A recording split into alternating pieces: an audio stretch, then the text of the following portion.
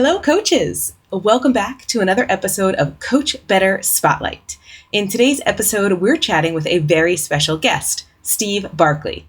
Clint and I have been learning from Steve for many years, and it was an extra special treat to be able to have his time for an entire podcast episode today. Steve's own experience as an educator, combined with all of his published work and collaboration with public and private schools around the world, provided a wealth of knowledge and experience for our conversation. In today's Spotlight episode, we're focusing on how to personalize coaching for each teacher that you work with. What are the questions you can ask, the context clues you can draw from, and the steps you can put into place to make sure each coaching experience you create is tailored for the individual teacher you're working with. Catch the full audio podcast for many more tips and strategies to build your coaching practice. If you enjoy any part of this video, please give it a thumbs up. And if you'd like to see more conversations like this, please subscribe to our channel and click the notifications bell to find out every time we release a new episode. Remember, you can also listen to the full Coach Better episode wherever you get your podcasts. We are passionate about the impact coaching can have on student learning, school culture, and teacher professional growth, and we want to help you coach better. We've got some great opportunities for more learning after today's conversation, so stick around all the way to the end.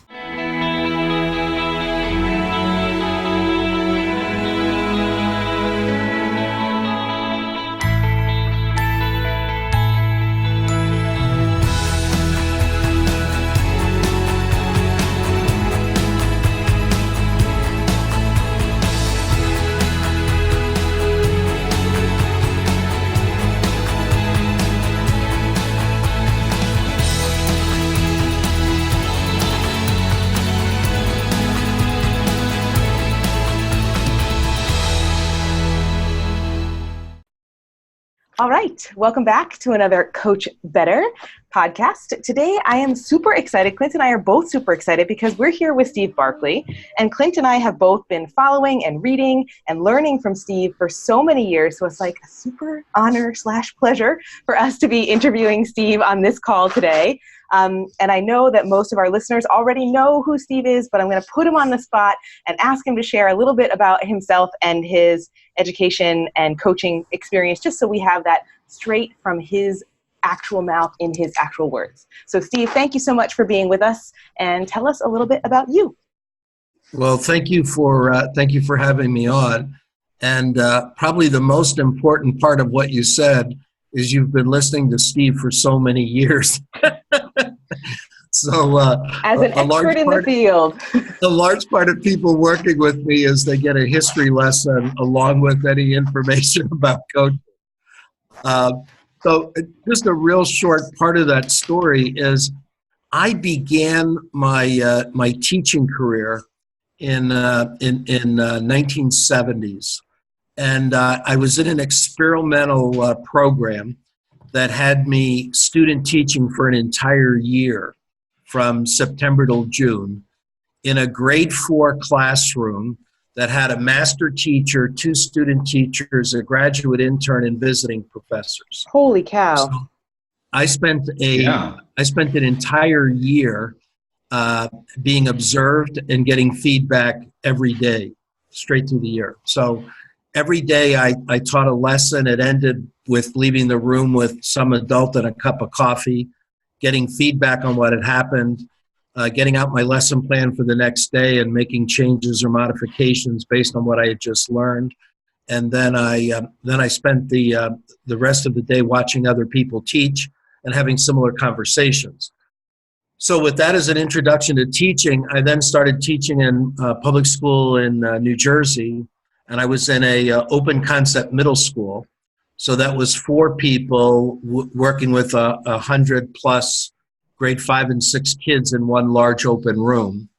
And after 5 years of that, I transferred to teach first grade, which I team taught. So all of my teaching experience was always about working with other people, somebody else always seeing what was happening and having those conversations.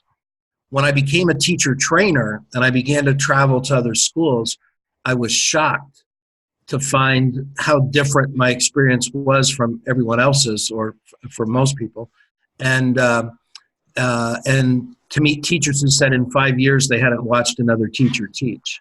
So that's what sent me down a career of focusing on peer coaching initially. Then I began to work with the training of mentors for beginning teachers, cooperating teachers for universities, beginning to train administrators in a coaching role. And then I was on the scene when the instructional coach movement hit. And so then I dug in to study things from the instructional coaching side as well. But my initial focus was on creating environments where teachers coach teachers. The key is listening, and my big word is agenda. As a coach, I need to uncover the teacher's agenda, and I need to work with the teacher's agenda. And I'm listening to the teacher to guide me into the kind of coaching that the teacher's requesting in our current relationship.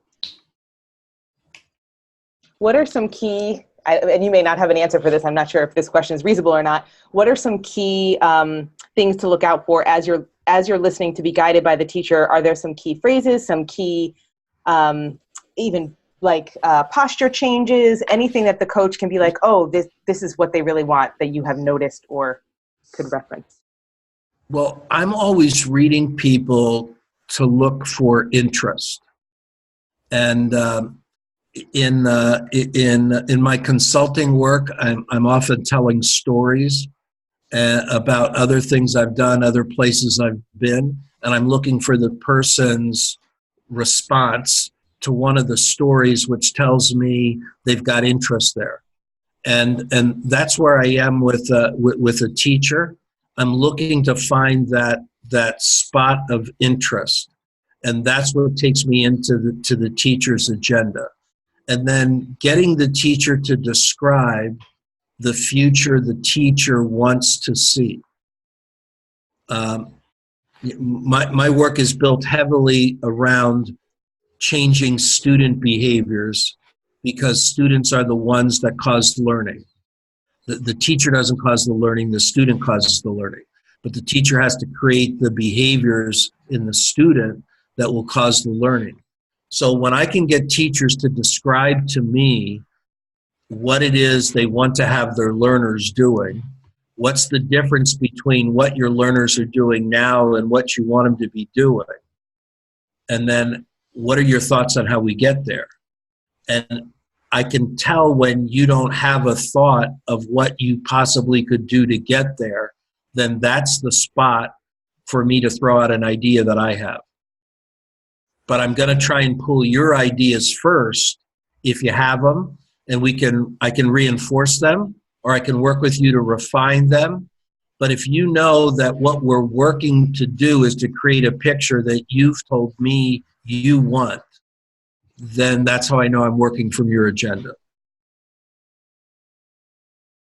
I think so... that Go ahead. Okay. I was just saying, I think that simple question of what is the future you want to see, and then coupled with what are the behaviors that you will see from your students when you are envisioning that future. I think those two things let me add a line there, because I want to differentiate. You got two pieces that you said are the same. So the same as what's the future that you want to see, and what would your kids be doing that tells you you're there.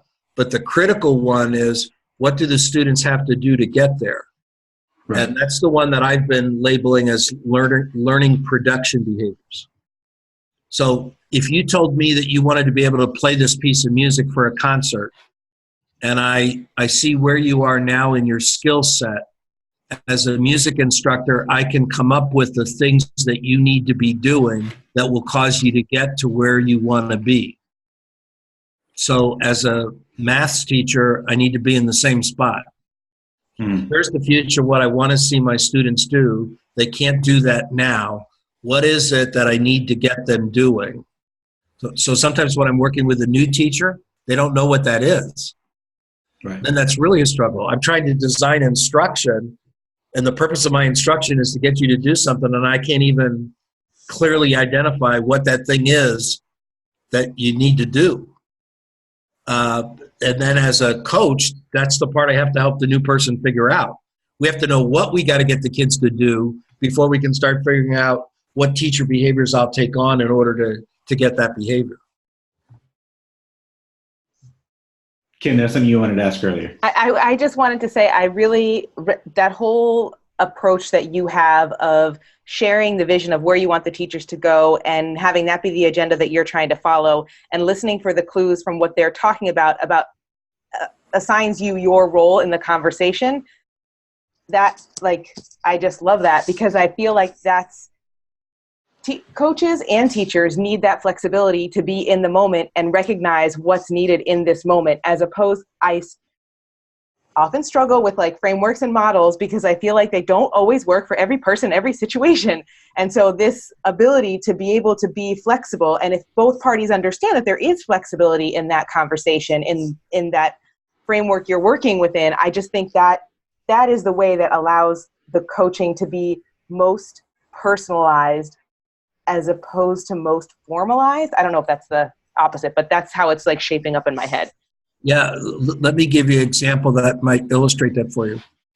So I'm real big on what I call student production behaviors.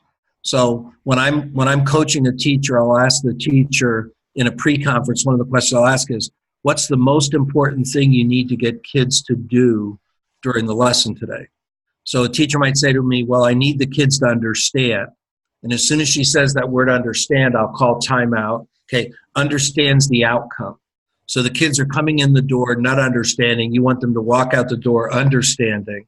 So tell me, what is it that kids will do that you think is going to produce the understanding? Okay, and then that's what I can work from. So if I were to use your model, I work with a principal who collects lesson plans from teachers, but he doesn't want the word teacher in the lesson plan. He doesn't want any description of what the teacher is going to do in the lesson plan. The only thing he wants in the lesson plan is what the kids are going to do. Okay? So while he doesn't want a teacher to be stuck with the framework of having defined what she's going to do, when 10 minutes into the lesson, it's obvious that's not the thing to be doing. Yeah. And his assumption is, as a teacher, you're going to do whatever you got to do to move the kids there. So now if you took that framework and you put it in as a coach, if you're stuck in a framework where you're following the steps of the process or the framework, rather than reading the message you're getting from the teacher you're working with, that needs to change or modify. So it's exactly like a teacher having a lesson plan, but moving off of it by reading the kids. A coach goes into a post-conference with a plan based on what you know the teacher wants to accomplish. But during that process, you're going to be reading the teacher and modifying and adjusting your behaviors to get from the teacher the behaviors the teacher needs for her own understanding or insight or growth or wherever the process is taking you. That wraps up today's episode of Coach Better Spotlight. If you want to catch the rest of the recording, find it wherever you get your podcasts under the name Coach Better. And if you enjoyed today's episode, please subscribe to our channel and catch us on social media at Eduro Learning or follow the hashtag Coach Better. As promised, here is our exciting new professional learning opportunity that we're super pumped to be bringing straight to you. Time to talk is crucial for today's modern educator. We know that so many of you are juggling a lot because your students, your peers, and your stakeholders mean so much to you. We know that sometimes this means making it to a conference or a weekend workshop is not always your best option. And we know that even when you do make it to that conference, you may not have been able to dig as deeply into a topic as you wanted to. You might have been left with unfinished conversations. Your students, peers, and stakeholders deserve professional development that recognizes the challenges of a modern educator. Eduro gets it. We are responding to change in our professional world, and we build the professional development that we want to be part of personally. This year, Eduro wants to harvest your willingness to always learn more, your eagerness to do dialogue diligently. That's why this year we are proud to invite your voice to a brand new type of learning, Mastermind Ed. We know that groupthink is the enemy of creativity. That's why Mastermind Ed focuses on harnessing diversity of thought and context. We know that sometimes best practice is simply the result of not having new practice as part of the conversation. That's why Mastermind Ed focuses on making time for provocative perspectives. And we know that professional development that isn't tailored to you just shouldn't be called professional development. That's why Mastermind Ed prides itself on paving pathways with you. Who is Mastermind Ed for? If you have a role in school or education, this is for you. Whether the topic is brand new or you consider yourself an expert, Mastermind Ed will stretch your thinking and help you clarify key questions. By joining a Mastermind Ed, you'll bring back actionable ideas to your school, and you will have a network of educators to think with. So get ready for an online learning environment that values you, your time, and your school. Join us for Mastermind Ed, an opportunity that sparks, sustains, and supplements your inspiration. Early bird registration starts October 7th, 2019, and Mastermind Ed groups start January 13th, 2020. Find out more at edurolearning.com.